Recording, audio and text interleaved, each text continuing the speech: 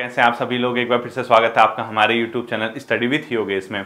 आज बहुत लंबे समय का मतलब मान के चलिए काफ़ी जो होता है ना एक ड्यूरेशन, जैसे मेरी तो हमेशा एक हफ्ते में 10 दिन में मोटिवेशनल वीडियो आती थी, तो जो रक्त प्रवाह जिसके लिए मैंने एक शब्दावली चयन किया था शब्द का, वो ये वीडियो है। ठीक है, ये सिर्फ और सिर्फ आपके लिए ही मोटिवेशन नहीं है, मेरे लिए भी एक मोटिवेशन है। वो इसीलिए मोटिवेशन है क्योंकि काफ़ी लंबे समय से आपने एक चीज़ नोट किया होगा, यूट्यूब पे बहुत ज़्यादा एक्टिविटीज़ नहीं की जा रही मेरे द्वारा। ठीक है, और मैं मतलब खुद आप जैसे आप लोग का कई बच्चे कमेंट करते हैं कि सर पढ़ाई नहीं हो पा रही, मन नहीं लग पा रहा, बोरिंग सा है, उबाऊ सा है। एग्जैक्टली सेम चीज़ मेरे साथ भी हो रही बच्चों। जैसे आप लोगों का पढ़ने में मन नहीं लग पा रहा है, मेरा भी कई समय से मैंने नोट किया कि पढ़ाने में मन नहीं हो पा रहा था। ठीक है, लेकिन कब तक होता है ऐसा बताओ? चीजें परिवर्तित तो होती हैं।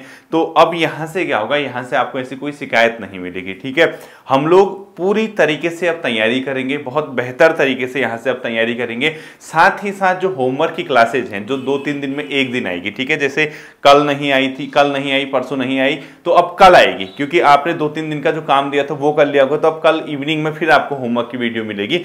हम लोग क्या करेंगे, यहां से फिर से उन 2 एग्जामों को जो स्पेशली हमारे पास है, हमारे सामने है, एक है ईओ का, एक है आरओ एग्जाम। ठीक है, इसके अलावा कई बच्चों ने क्वेश्चन उठाया था कि सर आरओ के एग्जाम को लेके क्या पोस्टपोन हो सकता है? कोई चीज़ वायरल हो रही थी, कुछ फोटोज वगैरह, कुछ हाई कोर्ट के डिसीजन वगैरह का कुछ उन्होंने मुझे भेजा था। बच्चों देखो, पोस्टपोन तो मैं नहीं कह सकता। इस ऐसे केसेस में जनरली क्या होता है, कोर्ट के अधीन, ठीक है, कोर्ट के अधीन परीक्षा करा दी जाएगी। जिसने रेट वगैरह लगा रखी है उसको परीक्षा में बिठा दिया जाएगा, अगर वो होगा। ठीक है, अगर उसके फेवर में डिसीजन नहीं आएगा तो कल के दिन जब एग्जाम का रिजल्ट आएगा तो उसको कंसीडर नहीं किया जाएगा, और उसके फेवर में अगर डिसीजन आ जाएगा तो उसको भी कंसीडर कर लिया जाएगा। कुछ इस तरीके की प्रक्रिया इनकी रहती है। जब कभी भी न्यायालय में कोई मामला विचाराधीन होता है तो आयोग न्यायालय में एक एफिडेविट वगैरह जो भी देके अपना एग्जाम करा लेगा, उस लोगों या उन लोगों को सम्मिलित कर लेगा जिसने रिट डाली है, और उनका रिजल्ट न्यायालय के अधीन होगा। न्यायालय ने अगर मंजूरी दे दी तो उनको रिजल्ट में कंसीडर किया जाएगा, नहीं दी तो नहीं किया जाएगा।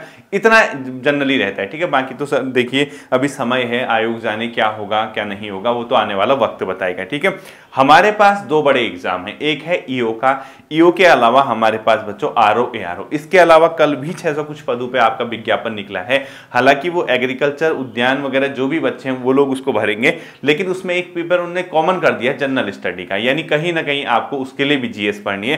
काफी लंबी चौड़ी प्रक्रिया आपकी सारे एग्जामों की है। इसके बाद हम लोग इस बात की टकटकी लगाए हुए बैठे हैं कि दरोगा का जो नोटिफिकेशन है वो जल्दी जारी आयोग करेगा, और दरोगा के नोटिफिकेशन के साथ साथ हम लोग अपना क्या करेंगे, आगे की रणनीति को भी तय करेंगे। हम यही तो वेट कर रहे हैं ना कि दरोगा का भी नोटिफिकेशन आ जाए, और दरोगा के लिए भी कई बच्चे वेट कर रहे हैं, हम उसकी तैयारी कर रहे हैं। ये मतलब बहुत से एग्जाम हमारे सामने ऐसे हैं बच्चों जिसका हम वेट कर रहे हैं। ठीक है, इन सब वेट करते करते और एग्जाम भी जिसकी डेट भी डिक्लेयर की हुई है, उनके साथ साथ कुछ समस्याएं ये हैं, सब कुछ होने के बाद भी हम लोगों का पढ़ाई में मन नहीं लग रहा। कई बच्चों का ये कहना है, और मेरा खुद ये मानना है कि पढ़ाई करवाने में मन नहीं लग रहा, यानी तैयारी करवाने में मन नहीं लग रहा। वो क्यों नहीं लग रहा, क्या नहीं लग रहा, जो बीत गया सो बीत गया।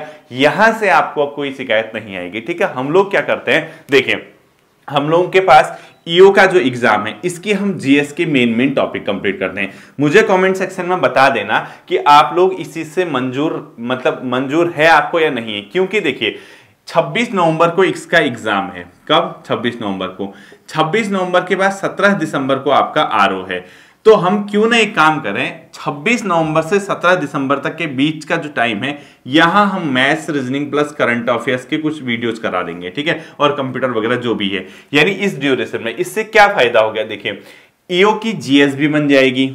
अब आप कहोगे सर आरओ के लिए जीएस का क्या होगा? आरओ का जीएस खोला नहीं गया है, सिंपल सी बात है, मैं आपको बता रहा। आरओ की जीएस के टॉपिक खोले नहीं गए हैं, लेकिन टॉपिक सिमिलर रहे थे। मैं आपको पहले बता दे रहा हूं, जहां टॉपिक नहीं खोले जाते हैं वहां लगभग सिमिलर टॉपिक रहते हैं। जब आयोग का आप लोग एक देखना सिलेबस पुराना ही है, वो 150 नंबर वाला, वही जो आपका लोअर पीसीएस का था, आपको पहले इसके अलावा अपर पीसीएस का प्रीलिम्स होता है, या कोई आपका आरओ का पहले प्रीलिम्स होता था, जो 150 नंबर के कॉमन एग्जाम है ना, जैसे रेंजर का भी है कुछ, इनके लगभग सभी के सिलेबस सेम होते हैं, सभी के सिमिलर क्वेश्चन बनते हैं। ठीक है, हम लोगों के पास 2 ऑप्शन है। हम लोग एक काम करते हैं, जो ईओ का एग्जाम है इसमें कुछ टॉपिक है, जैसे एग्रीकल्चर है, प्योर 10 नंबर का। अब क्या आपका आरओ में एग्रीकल्चर नहीं आएगा क्या? बिल्कुल आएगा। राज्य व्यवस्था वाले कोई टॉपिक 20 नंबर का है, इसमें कुछ टॉपिक मैंने आपको बताए हुए हैं, कुछ मैं और करा दूंगा। इसके अलावा कई ऐसे पोर्शन है जहां आपको चीजों को तैयार करना होगा। साथ ही साथ ये ध्यान रखना कि उत्तराखंड में नहीं पढ़ाऊंगा इन एग्जाम्स के लिए। क्यों? क्योंकि उत्तराखंड का सफिशियंट मैटर आपके पास पड़ा हुआ है। उत्तराखंड की सिर्फ करंट अफेयर्स को कवर करवाया जाएगा, यानी उत्तराखंड का सिर्फ और सिर्फ करंट अफेयर कराया जाएगा और इसके अलावा उत्तराखंड में कुछ नहीं पढ़ाया जाएगा। तो मेन चीज क्या है बच्चों, हम लोगों ने क्या करना है, यहां से जीएस को कवर करना है, यानी जीएस के जो हमारे टॉपिक हैं उसको कैसे हम लोग बेहतर बनाएं, कैसे इसके लिए आगे बढ़ें, ये सबसे महत्वपूर्ण है। और इसमें सिर्फ मेरे पढ़ाने से या मेरे कहने से ही इसमें आपका चयन नहीं होगा, आपको भी अपना 100% देना होगा। ठीक है, फिर से जागृत हो उठिए, फिर से अपना क्या कर दीजिए, मनोबल ऊंचा रखिए, फिर से मोटिवेट होना शुरू कर दीजिए। अपने अंदर का खून जो है उसको क्या कर दीजिए, खौलाइए। खौलाना मतलब ऐसा नहीं कि गलत काम करना है, स्टडी को लेकर कि हम लोगों के अंदर अभी एनर्जी बची हुई है, हम लोग उसी पुराने जोश के साथ अपनी तैयारी करेंगे, हम लोग फिर से उठ खड़े हुए हैं, हम लोग फिर से मेहनत करेंगे। कुछ इस प्रकार का एक जोशीला अंदाज अगर आप रखोगे तो पढ़ने में भी आपको बहुत मजा आएगा। क्योंकि प्रीलिम्स है आरओ का और ईओ का क्या है, फाइनल सिलेक्शन। इसमें होगा आपका फाइनल सिलेक्शन, आरओ में है प्री। जब आरओ का प्री एग्जाम है तो कहीं ना कहीं आपको एक टारगेट लेके चलना होता है कि यार 100 नंबर का स्कोर मैं कर लूं, 95 का कर लूं, 105 का कर लूं, क्योंकि वो मार्क्स जुड़ने नहीं है। उसमें आपको जितने नंबर ऑफ पोस्ट हैं उसका 15 गुना लगभग आपका प्रीलिम्स क्वालिफाई करते हैं। तो आप सिर्फ ये मत सोचना कि 137 पदों पे ही आया है, आपके लिए प्री का एग्जाम उसको 15 से गुणा कर लो, वहां तक का है।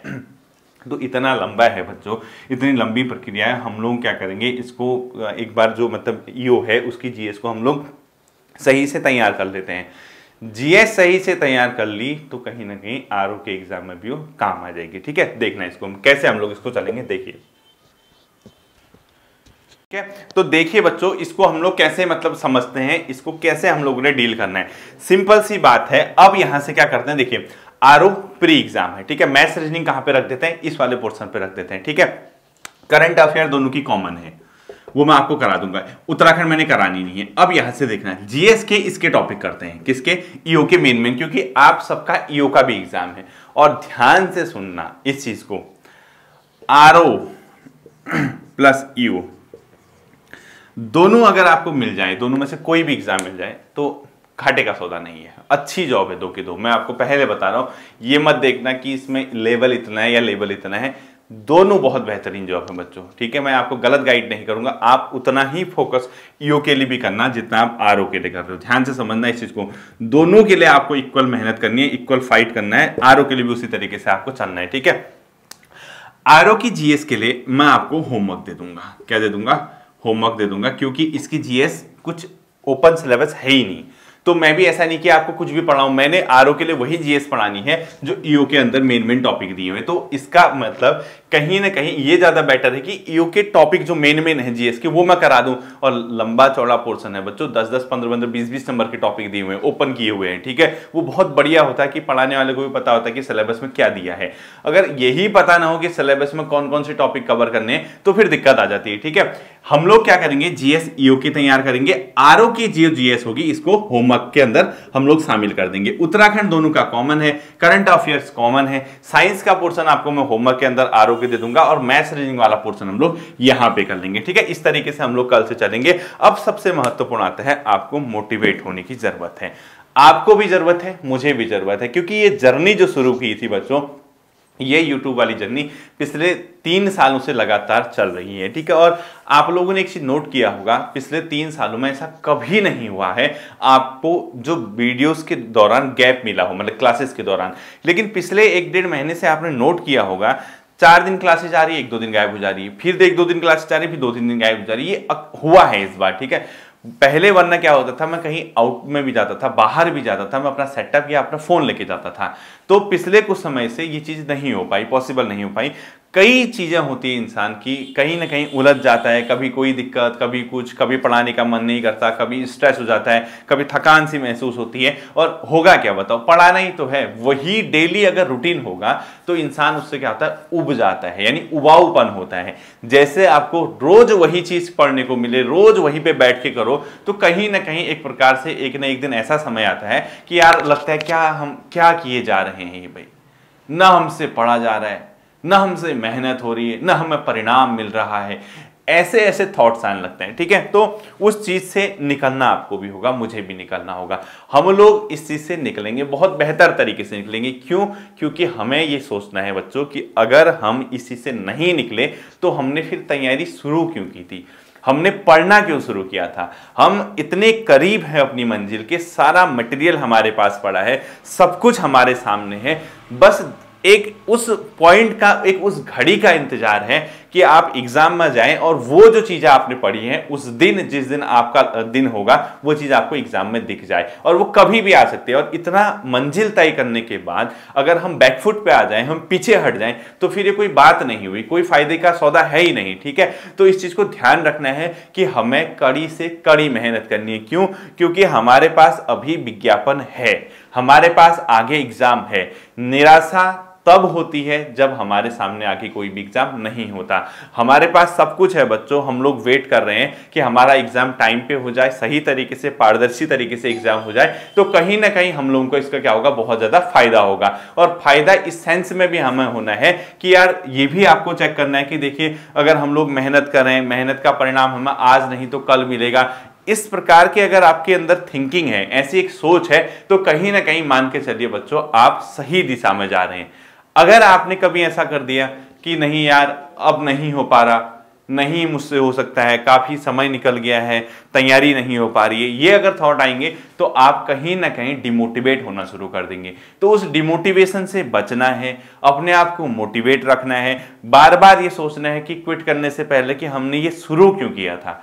अगर हम ये सोचने लग जाए, ऐसा हमारे अंदर विचार आने लग जाए कि भाई हमने शुरू क्यों किया था, तो कहीं ना कहीं आप फिर क्या करोगे, और मजबूती से आगे बढ़ोगे। और आपको बढ़ना है बच्चों। क्यों? क्योंकि यूकेपीएससी की जो 2 एग्जाम है बहुत महत्वपूर्ण है, और कई बच्चे दरोगा का वेट कर रहे हैं, उसके लिए भी मैं वेट कर रहा हूं कि दरोगा कब आता है, वो एग्जाम महत्वपूर्ण है। आने वाले समय में ग्रुप सी के एग्जाम आएंगे, तो थोड़ा सा क्या करना है, अपने आप को पुश करना है फिर से। ठीक है, अब मौसम भी बढ़िया हो गया, ज्यादा गर्मी नहीं है, ठंडियों में ज्यादा एफिशिएंसी आ जाती है पढ़ने में, ये ध्यान रखना। क्यों? क्योंकि रातें लंबी हो जाती है, जल्दी अंधेरा हो जाता है, मौसम ठीक रहता है, टेम्परेचर शरीर का सही रहता है, पढ़ने में मन लगता है। गर्मी में तो कभी इधर उठो, कभी उधर जाओ, कभी पढ़ने का मन नहीं करता, इरिटेशन अलग होती, उसी से भी आप निकल गए। ठीक है, तो ये अक्टूबर, नवंबर और दिसंबर, पहले इन 3 महीने जब तक आरओ का एग्जाम और ईओ का एग्जाम नहीं हो जाता, जी जान से मेहनत कीजिए, जितनी ताकत है उतनी ताकत लगा दीजिए अपनी स्टडी में। तो उस स्टडी में लगाई गई ताकत का परिणाम मतलब आप मान के चलिए आपको मिलेगा, आज नहीं तो कल मिलेगा। अपने आप को उठाइए रखिए, मतलब अपने आप का, अपना जो मोटिवेशन है उसको हमेशा हाई रखिए। ठीक है, हाँ, ये सोचिए कि हमने पढ़ना है, हमने मेहनत करनी है, हमने आगे बढ़ना है। जिस दिन ऐसे थॉट्स आने लगे तो फिर कहीं ना कहीं आप लोग सफलता बहुत जल्दी क्या करोगे, गेन करोगे। हम लोग कल से इस ईओ के सिलेबस की जीएस को कवर करते हैं, वो आरओ के लिए भी काम आएगा। मैथ्स रीजनिंग हम यहाँ पे रख देंगे, बीच बीच में हम करंट अफेयर्स की कॉपी कवर करेंगे, और जो बच्चा घर पे पढ़ रहा है उसके लिए हम लोग ये सीरीज चलाएंगे। ठीक है, होमवर्क वाली। कल होमवर्क की क्लासेज आएगी, मतलब होमवर्क की क्लास आएगी, 10 मिनट की भले आएगी, उसमें कवर करा दिया जाएगा। मॉर्निंग में आपकी हमारे क्या आएगी, प्रॉपर वीडियो आएगी। ठीक है, या करंट अफेयर की आएगी, या ईओ की, जीएस के किसी न किसी पोर्शन को कवर करा दिया जाएगा। अब एग्रीकल्चर पे हाथ डालूंगा तो 2-3 दिन की क्लासेज आएगी। ठीक है, 10 नंबर का वो है, तो 2-3 क्लासेज उसमें रहेगी। तो हम इस तरीके से एग्रीकल्चर भी बना लेंगे, और हमारा जीएस में आरओ का टॉपिक भी क्या होता रहेगा, कवर भी होता रहेगा। ठीक है, फिर मिलते हैं अगले सेशन पे। इस चीज को रिवीजन, मतलब रिवीजन तो क्या करना, समझने की कोशिश करना। फिर मिलेंगे अगले सेशन पे, अपना ध्यान रखिएगा। Thank you.